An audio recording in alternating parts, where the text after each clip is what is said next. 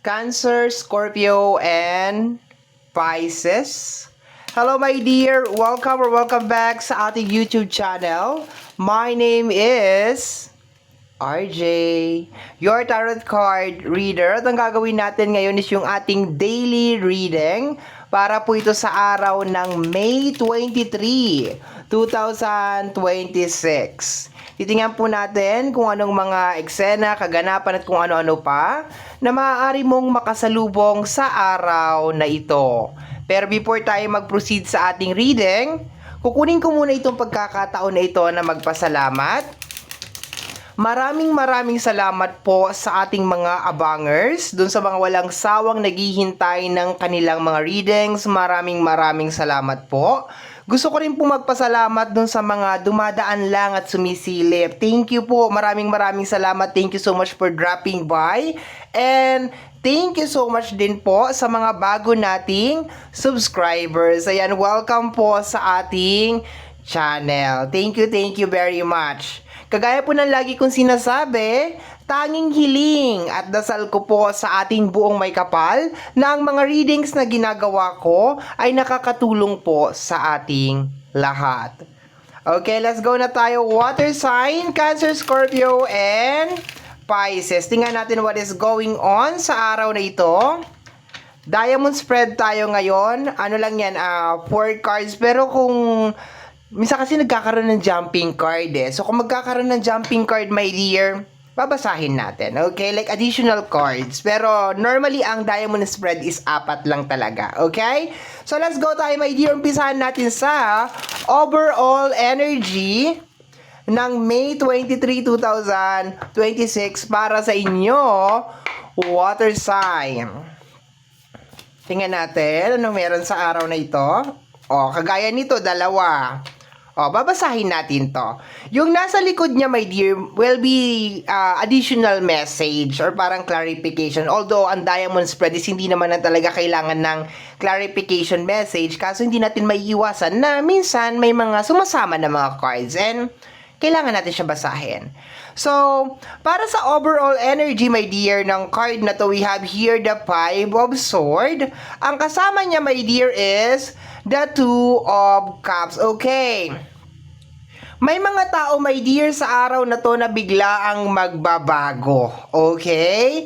Or let us say, makikilala mo na or makikita mo na ang kanilang totoong kulay. Sa energy ng 2 of Cups, normally talaga nangyayari yon. Sa una, everything is okay. Sa una, everything is fine. Ang sweet, ang lambing-lambing, para kayong compatible, para kayong pinagtagpo, para kayong pinagbiyak na bunga, ganon. Talagang okay na okay kayo.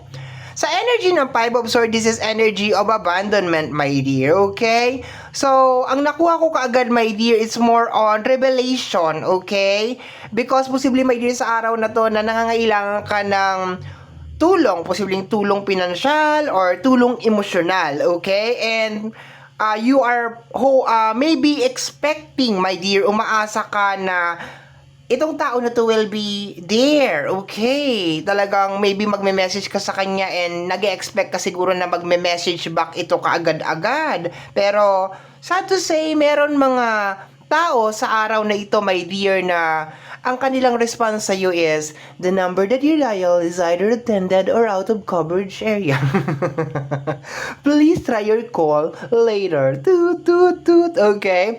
So, hindi naman nakakatawa yon, pero somehow, my dear, ewan ko ha, habang tumatanda ako, nagiging blessing in disguise sa akin ha, just for me. I-share ko to kasi para hindi masyadong mabigat itong reading na ito, okay?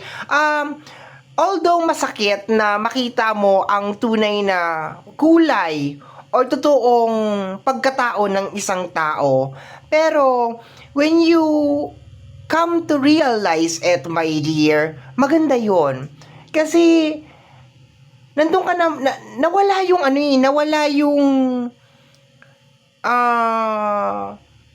nawala yung deceiving na energy. Para bang, ang hirap na ipaliwanag nito. Move na tayo. Ayoko na mag-example. Ayoko na mag-example kasi hindi ko maituloy. Ang hirap niya ipaliwanag, my dear. Pag natutuklasan mo yung tunay na ugali ng isang tao, yung totoong pagkatao niya, yung iba nalulungkot, yung iba umiiyak. Pero, hindi naman ako maghuhugas kamay, my dear, water sign, Cancer, Scorpio, and Pisces, na noon, nalulungkot talaga ako, especially nung kabataan ko pa. Ngayon kasi parang, ay salamat, natanggalan din ng mga plastic. Yung parang ay salamat, nabawasan din ng akala ko totoo to. Yung parang bang nagpapasalamat ako kasi parang gumagawa si Lord ng paraan para tanggalin yung mga energy na posibleng gumawa ng hindi maganda sa akin. I hope nagigets ninyo yung ibig kong sabihin, my dear, okay? So, yun nga yun. Okay, let's go na tayo. Nagtambay tayo dyan. Tambay-tambay na naman tayo dito sa opening card. Okay, so let's go tayo, my dear, sa energy ng love.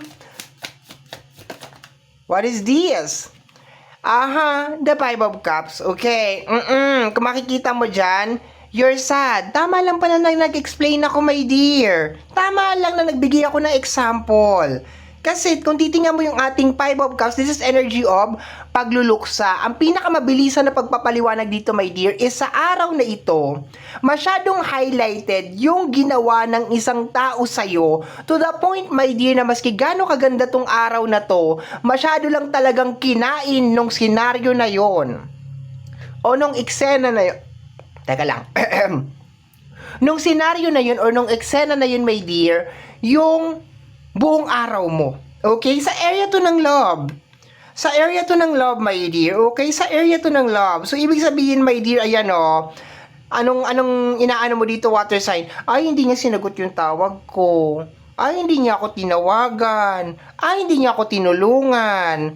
Ay, plastic pala siya. Yung gano'n, yung para bang, you are really down and apektado ka talaga, my dear, nitong ginawa nitong tao na to. Okay. Kasi nagkaroon ka ng parang clarification ngayong araw na to na okay, itong tao na to hindi ko pala ito maaasahan. Itong tao na to hindi pala siya totoo. Okay, remember, opening card natin, Five of Swords at saka Two of Cups. Okay?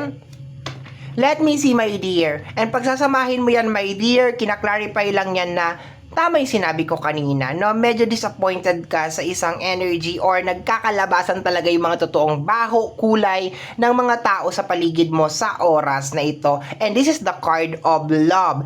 Although itong card na to, my dear, is madalas tong pinapasok sa area lang ng relationship, pero dahil general reading ang ginagawa natin, pangkalahatan ito, pwede itong mag-resonate sa family, friends, and relationship.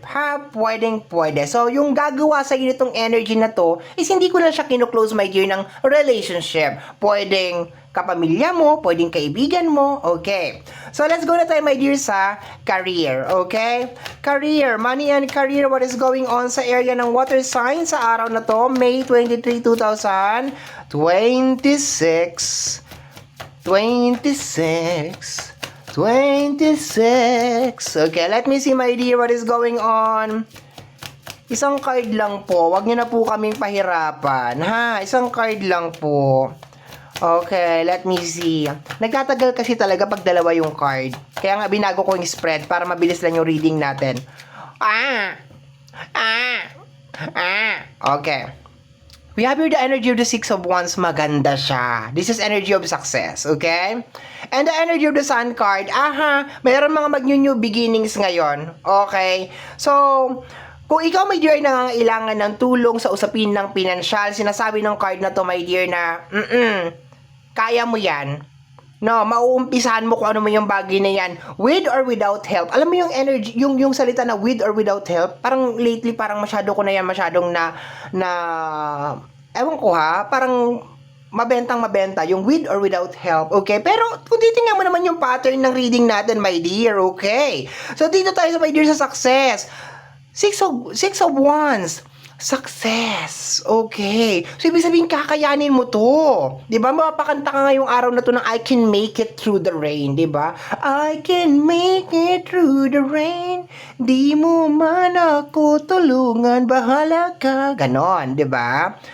So, energy ng Sun card, posibleng new beginnings. You will be starting something na posibleng sure success, okay? Alam mo, ang nakukuha ko dito, my dear, posibleng kaya mo lang naman siguro gustong isama tong mga energy na to, my dear. Like, hali kayo dito, sama kayo. Like, magtulungan tayo, hali kayo dito kasi alam ko sure success to. Kasi gusto mo, my dear, siguro na ma-experience din nila or ma-experience din niya yung mga bagay na may experience mo. Yun lang ang nakukuha ko dito, my dear, ha? Kung magkakapera ka, di magkakapera din siya. Kung magiging successful ka, magiging successful, magiging successful din siya. Yun ang nakukuha ko dito, my dear. Ibig sabihin, baka hindi ka pa nga nagiging madamot dito kasi you're willing to share. Kaso minsan kasi, this is the reality of life, my dear. Meron mga tao na doon lang sila makikipag-participate. Pag nandun ka na sa success. Totoo yan. Ang sarap sampalin, my dear, ng dalawang ingron ko sa paa, kaliwat kanan. Diba? So, may mga ganun na klase ng tao na parang merong problema, hali kayo, tulungan natin. Parang ganito yan eh. Hali kayo, buhatin natin to, ilipat natin. 'Di ba? Pero nung nailipat mo na, kasi ayaw naman nilang tumulong, lahat naman umupo.